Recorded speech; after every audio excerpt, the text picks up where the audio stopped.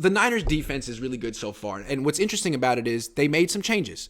They got rid of Jaquiski Tart, brought in Talanoa Hufanga. Some people thought that was a bold move. Talanoa hadn't proven anything. Also, they got rid of K'Wan Williams. They got rid of DJ Jones. They signed a cornerback in Trevarius Ward. Every single move they've done on defense this year has worked out really, really well. And you're looking at them like, maybe I just won't question the things they do on defense anymore, because it seems like they've had the same system in place. They really know what they're doing. They have a well-oiled machine. Then you look at the offense, it's like, what are you guys doing? It is year 6, and you still can't score after halftime. I mean, you still have a very rudimentary offense, and I just think it's really, I guess you would call it ironic. It's not what you would expect. You would expect a team with an offensive genius for a head coach to have a really, really sophisticated and established offense, but they're still searching.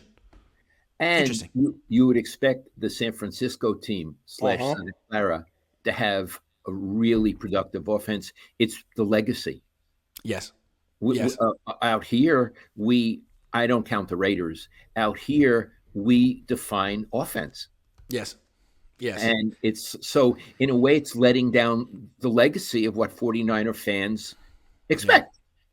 Now, to Kyle's credit, I think he has a very large influence in the roster construction. I think his idea is let's get most of our good players on defense because I'm so great. My scheme is so great. I can make do on offense. And I think that's sort of the roster he has built by choice. And so if DeMeco Ryans were to leave, I'm sure they could get another great defensive coordinator and the defense wouldn't miss a beat. I'm sure that a lot of good guys would want to coach this team with Pro Bowlers up and down. Vic Fangio might want to come back and coach this team. He's not doing anything. I think he lives in Northern California, so the defense should always be good no matter who's coaching it. And I'm not nothing against DeMeco. He's really good. I'm sure in fact, he's really good. All those blitzes he called last night were so creative and so daring. Yeah. He had an A+ game. A+.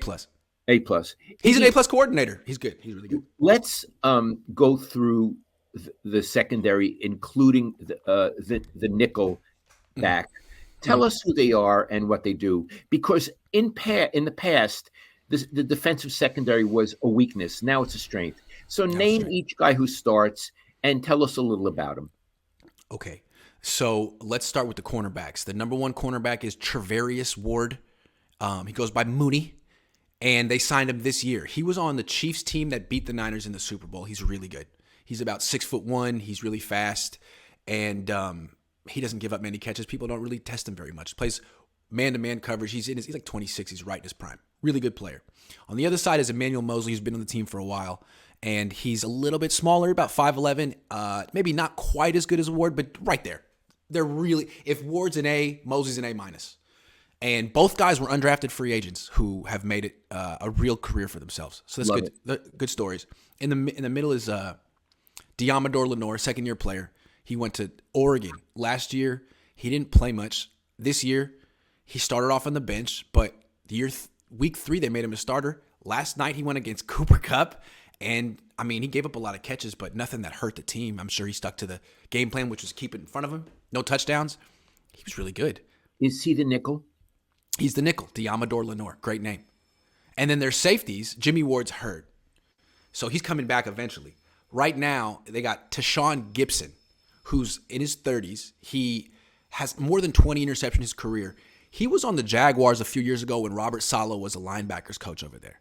Wow. So he knew the scheme, and he knew Saleh. I wonder if Saleh recommended him or they already knew. Anyway, so he's doing well, and he'll probably go to the bench once Jimmy Ward comes back. And then there's Talanoa. He's the free safety? The free safety. Yeah. And then there's Talanoa Hufanga, the strong safety, who was a rookie last year, was a 5th-round pick, ran a slow 40-yard dash. I didn't think he would be good. And right now, he's looking like maybe the best player in their secondary. Because the one thing the Niners haven't had in the secondary is what I would call a playmaker. Someone who, intercepts the ball. Someone who gets the ball. And Jaquiski Tart, good athlete, didn't make mistakes, not a playmaker. And Jimmy Ward, great athlete, great in coverage, doesn't take the ball away, which is okay. He does everything else really well.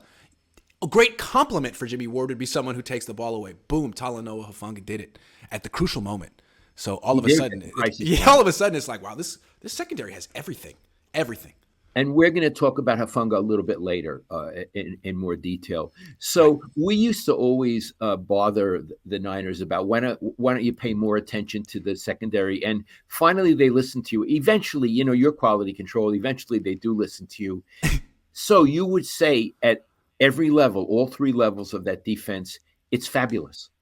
Yeah, but they were able to find these defensive backs without going to Bloomingdale's and splurging. I mean, Emmanuel Mosley, undrafted free agent. Travarius Ward, he was an expensive free agent signing, but Diamador Lenore, 5th-round pick. Talanoa Hufanga, 5th-round pick. Jimmy Ward, they inherited. He was a first-round pick like 10 years ago. Not quite 10 years ago. Sorry, Jimmy. But yeah, they never really had to risk it and spend a first-round pick on a corner, which is risky. There's a lot of busts at that position. I see. So we want to give them credit for that they built up the secondary and how they built up the secondary. People feel that Grant and I are critical of the 49ers, and we are sometimes, but we also praise them. Yeah. And right now we're praising them for the secondary, which they needed to address. I mean, the general manager is a Hall of Fame guy from the secondary. They should have a great one.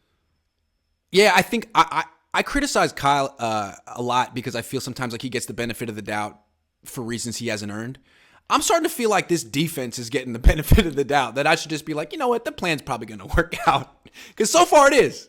So far I'm like, wow, I underestimated you there. Talanoa Hufanga, I thought, man, this guy, he's just too slow. He apparently hit 21 miles an hour on the field last night when he was running with the ball, which is interesting. It shows you that 40-yard dash it's a horseshit statistic. It's measuring acceleration without football pads and not in a competitive environment. What about top speed, which is I think what Jerry Rice had and what Bill Walsh was more interested in. I think he called it full stride speed. How fast are you at your full stride? Apparently this guy's really fast at full stride. That's what matters. Yeah, what Bill felt about Jerry is exactly what you said. He may not have, his first step or two in a race, he might have been slow out of the blocks. Right. But once he got to, he always said, no one ever catches Jerry from behind. Right. His full speed was really fast. Right. And Hufanga may be the same way.